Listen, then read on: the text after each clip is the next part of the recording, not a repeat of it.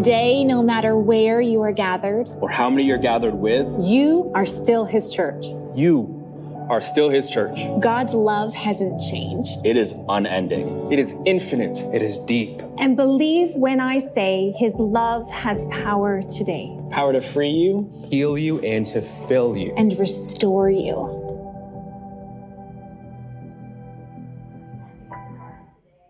I want to take a moment and celebrate something big in the life of our church. Yesterday, Hal and Leila Ann celebrated 57 years of marriage. So we're going to celebrate with them today.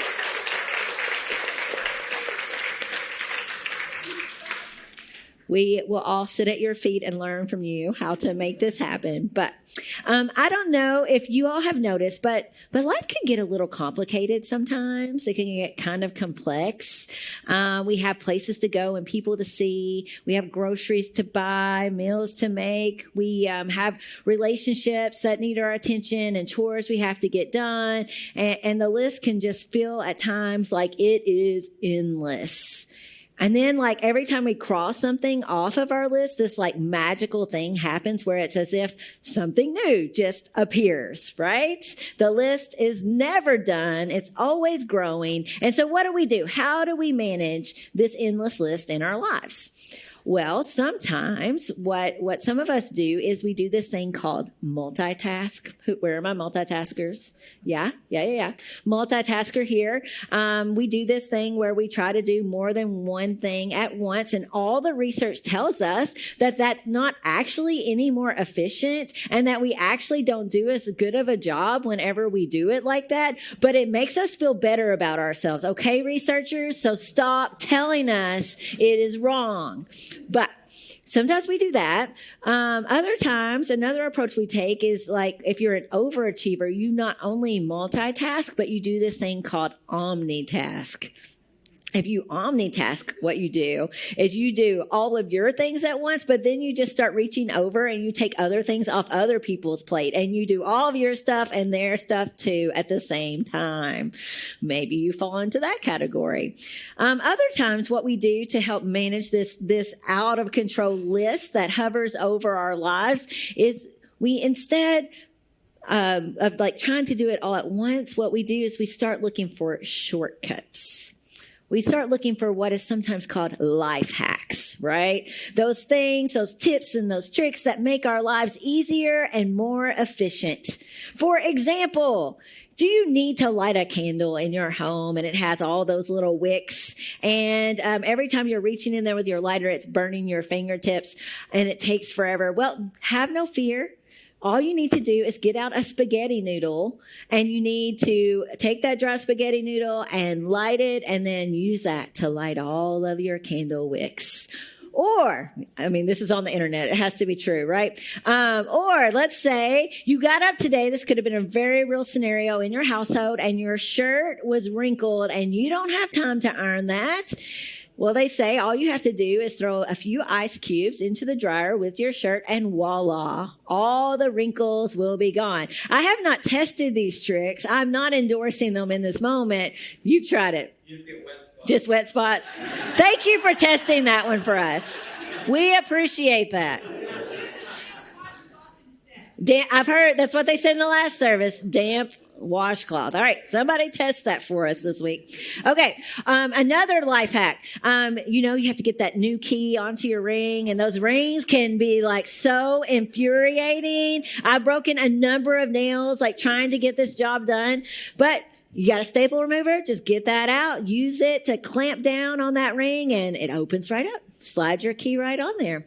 Or last but not least, the problem that arises, you have something that's gone dead. I had to do this with my battery pack this morning, and you have to go like, okay, I need new batteries, but have these batteries like actually been used or not? And the only way to really know is to go through that awful process of putting batteries in one by one and seeing if it's effective. But evidently, the internet says that you can take a battery, drop it about 6 inches off of a surface. If your battery bounces and kind of like falls over in the steel, you're good to go. There's still juice in there. But if it keeps on bouncing up and down, it's time to recycle it.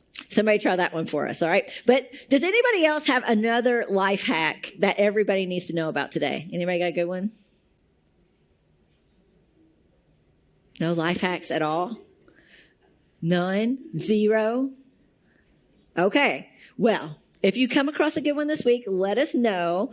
But we love a good life hack like these things, right? Like they make us curious. They get us to try it and actually put ice cubes in the dryer because these little tips and tricks, they help us simplify the complexity of life. We like clear and easy, concise answers to solve our very real problems. So, oh, great. I knew you would have one, Evan Harris. Yeah.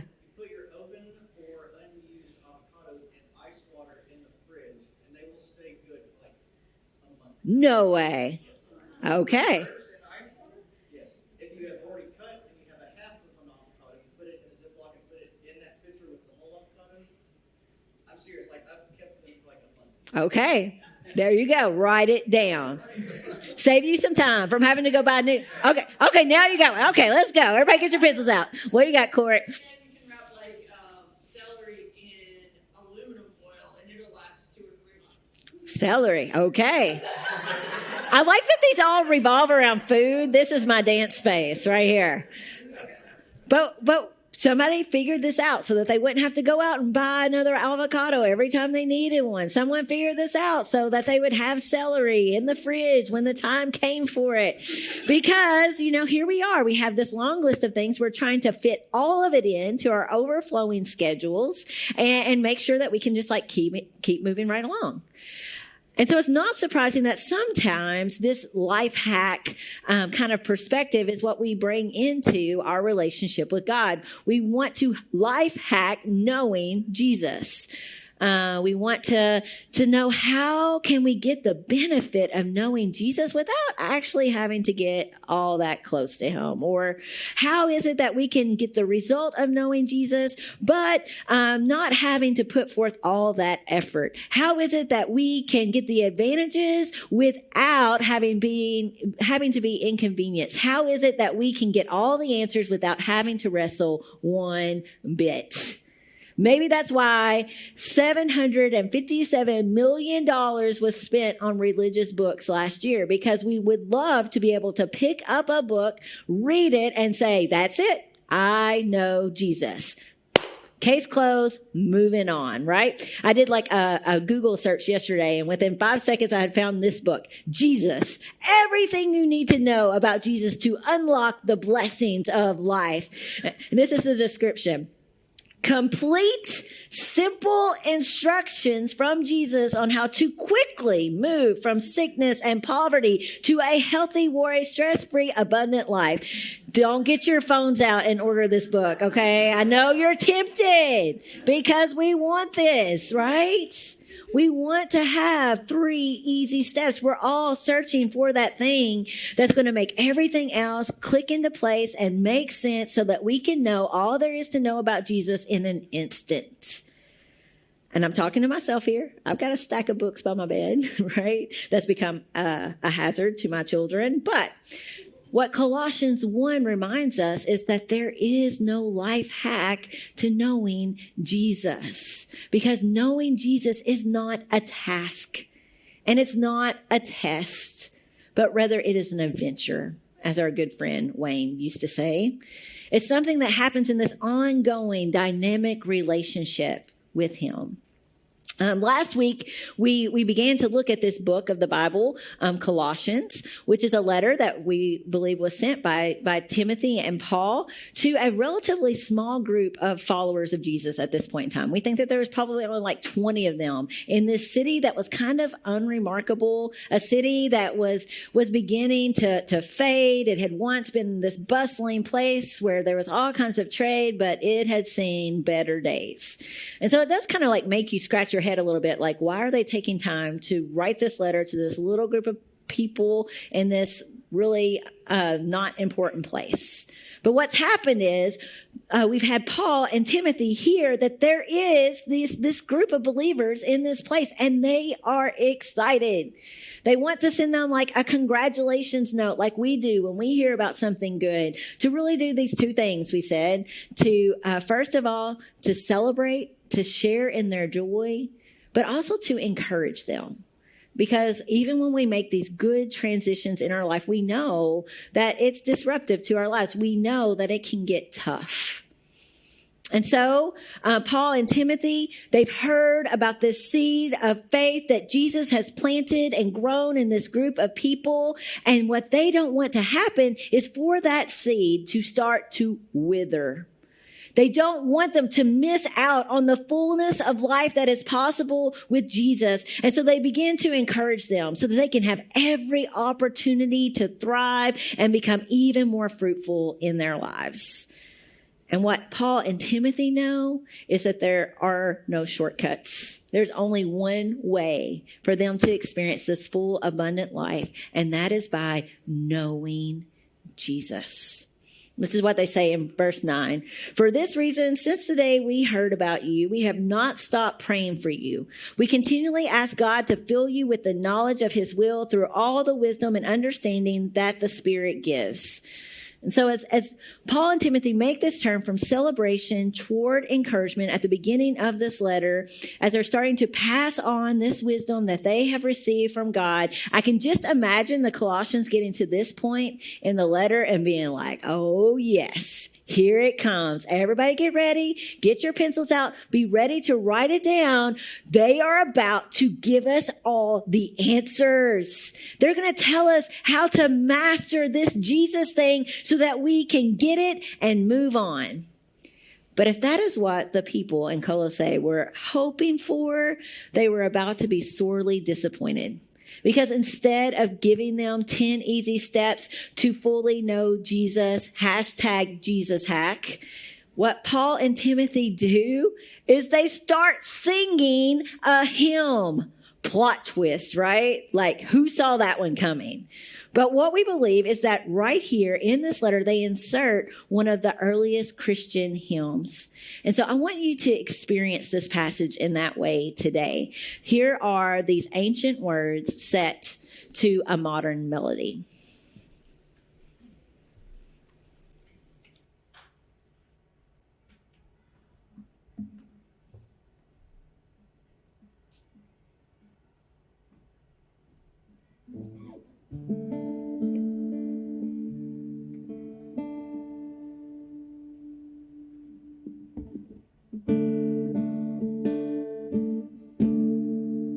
He's the image of the invisible God, the firstborn of creation.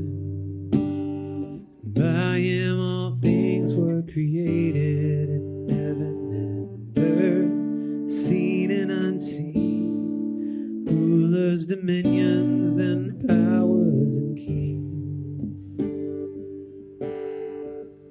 He holds all things, all things together.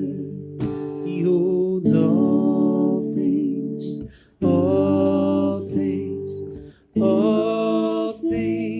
together. He's the head of the body, the church, the firstborn from the dead. So in everything he is the head, and the fullness of God was pleased to dwell in him, to reconcile to himself. He holds all things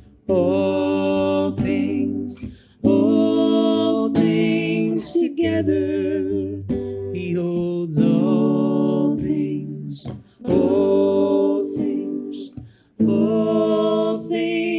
together. Through him and for him,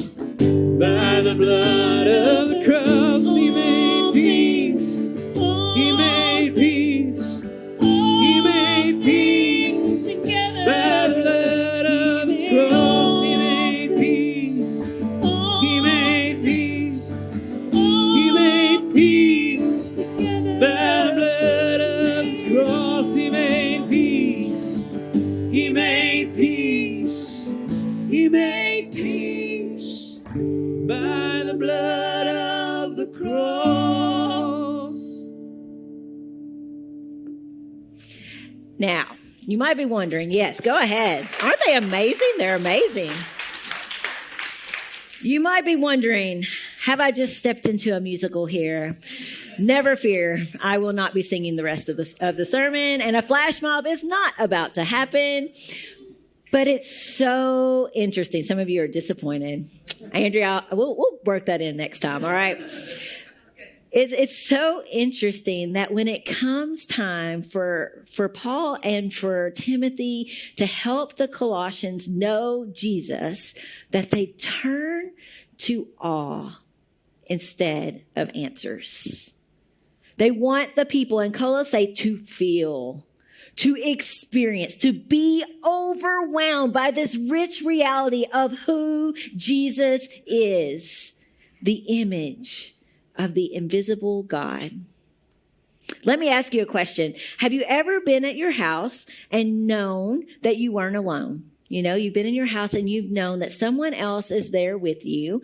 Maybe you can't see them in this moment. They're not in your field of vision, but you know that maybe you're in this room and they're in another one, or you're on this level and they're upstairs, or you're inside and they're out on the deck. But you're living in this awareness. You're in this awareness that you are not by yourself.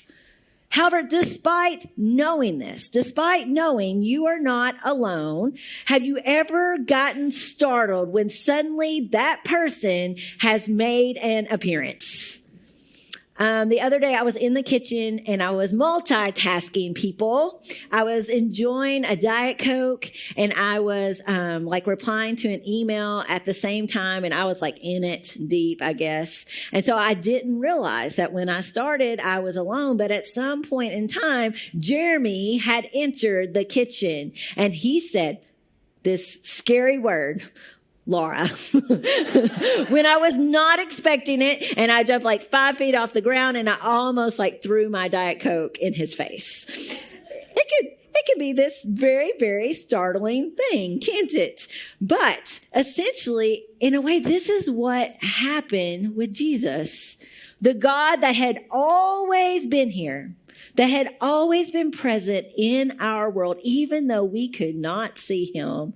He, in essence, kind of walked up behind all of us human beings and he startled us a bit. He showed up in human form.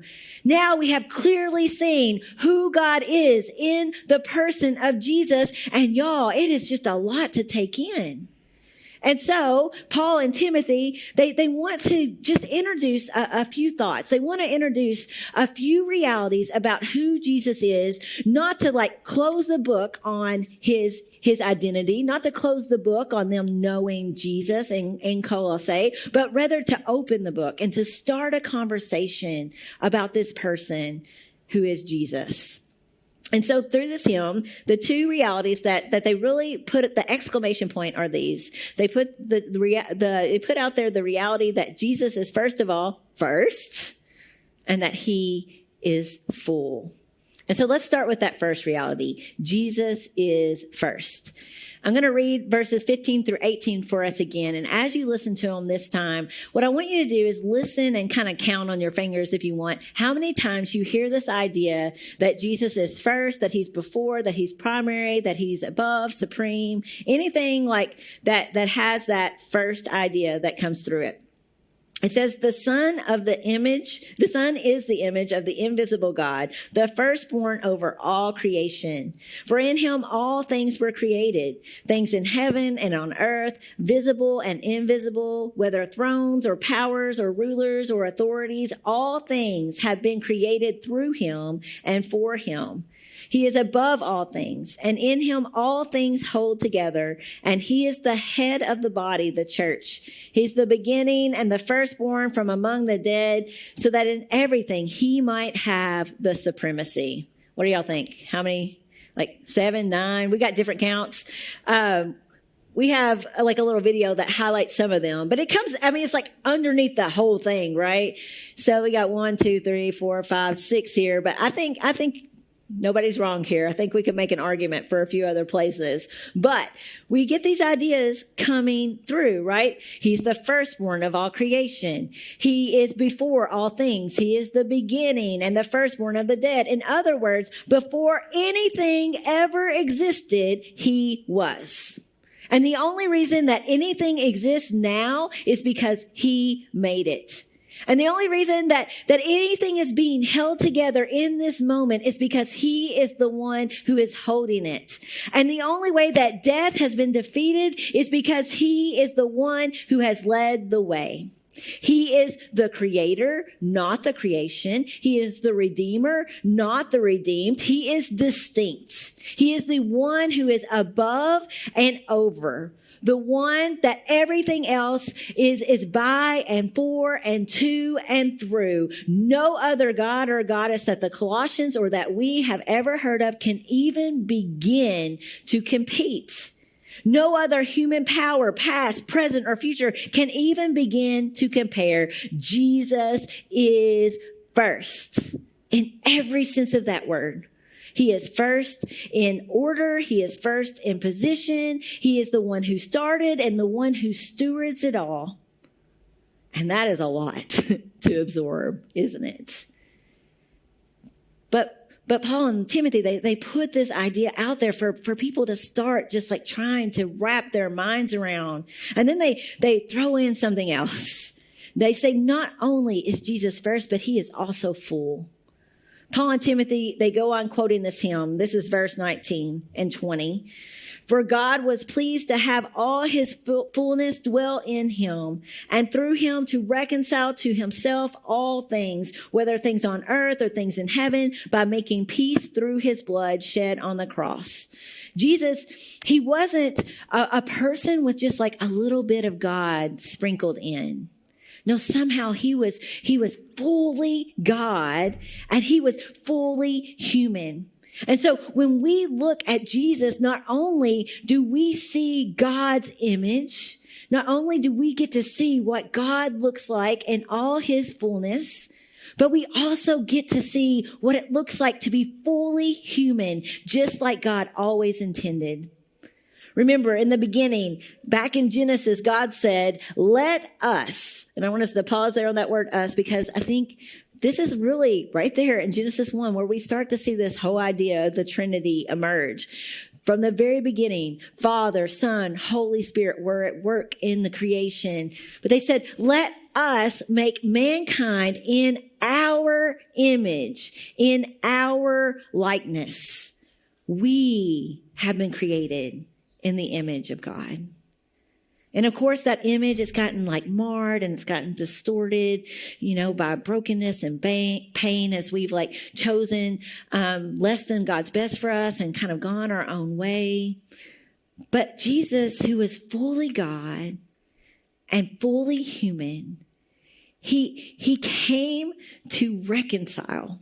He came to heal. He came to set right what had gotten off track for us and for our world. He came to make peace by taking upon himself the very worst that our world could throw at him, by feeling the full weight of evil and suffering and pain and death, and then not only experiencing it, but overcoming it, not just for himself, but for all of us. He who was full became empty, so that we who were empty could be made full. Jesus is first, and Jesus is full. Listen, you guys, we could spend months walking through this little hymn and pulling apart every little phrase and getting Beth up here to talk through every debate across history that's been made about this little passage. And we could wade through all those debates and we could try to find all the answers. But at the end of the day, we would be doing really just like a non-important thing, in my opinion. Not that it's not a good exercise, but at the end of the day, I don't think that Paul and Timothy included this little ditty here in Colossians 1 to give the Colossians or us all the answers. but rather it was meant and is still meant to cause us to stand in awe of the person of Jesus. It is meant to make us go, wow, whoa, who is this first and full person? It is meant to put Jesus in this category all to his own. This would have certainly been this major shift in the thinking and the way that the Colossians saw their world. If you'll remember from last week, they were living in this time where they definitely felt like there was these unseen forces that were at work, and there was these gods and these goddesses in their town that they needed to keep happy, they needed to worship, and they needed to make sacrifices to, because if they didn't, watch out. Disaster was going to come on your town. And then there was the emperor, the Caesar, who you were supposed to worship as divine and whose edicts you were supposed to keep in line with. And there were soldiers everywhere and statues to remind you of that. And so it could have been so easy for them when they heard about Jesus to just add him to the long list of other deities that they're trying to appease, to just kind of like fit him in with all the others and make him one more thing on their checklist. But what must have blown their minds was a God who took the first step, a God who made the first move to come and make peace with them, rather than them having to be the ones that are always trying to keep the peace between them. What must have blown their minds was that rather than a God who wants this transactional arrangement between them where you do this and then we'll do this for you, now suddenly they have the God who created the world and everything in it that wants to know them and that wants to be known in return. That should make us say wow as well. Knowing Jesus is not a task. It's not a test. It is an adventure that we get to take with him. It is this never-ending process in which there is always more that we can stand in awe of, that there's always more that we can discover about who he is. And sometimes, as great as that sounds, it can be very frustrating to us, because it would be really great if we could just like get it all nailed down and understand fully who he is and check it off our list and move on. Can you just give us the answers, please? It might make us want to at times like just throw up our hands and give up, because it's like, I'm never going to get Jesus. But here's the thing. Always and forever, Jesus gets us. And he gives us this relationship that just keeps getting richer and richer and fuller as we journey along in life with him. It's kind of like any kind of long-term relationship we get to enjoy with maybe our partner or with our best friend. 20 years ago, I signed up for an adventure with this guy named Jeremy. Y'all might know him. Not 57 years. We're not there yet. But 20 years ago, we signed up for this adventure. And when I married him, I thought that I knew him. And in a lot of ways, I did, right? But there's still things like this past week that I learned about Jeremy. And I'm always like realizing things about him at a deeper level as we travel along. For example, like when we stood there at that altar on that day, I knew that he loved the UK Wildcats. But what I didn't know is that UK Wildcat losses would cause him to pace the floors and lose sleep. I didn't know that before he got out of bed, he'd need to look up Kentucky Sports Radio and see what was up on the message boards. I didn't know that he liked to talk to the referees so much on the screen. I also didn't know how curious he is. Like Jeremy, y'all might not know this either. He like reads a book a week, and he's reading on all these different topics. I never know what he's going to be learning about. And I also didn't know like how he like makes space in his brain to contemplate things that I will absolutely never have time for or make time for. Questions like, does Bigfoot actually exist? I mean, if you want to have a conversation, he's thought about this. I didn't know how creative he is, how he could not only play the guitar, but how he could write beautiful songs of his own. I didn't know the depth of his kindness or compassion, nor did I know his very eclectic fashion sense, that can range from cowboy Jeremy to maybe, I don't know, let's see, sporty Jeremy.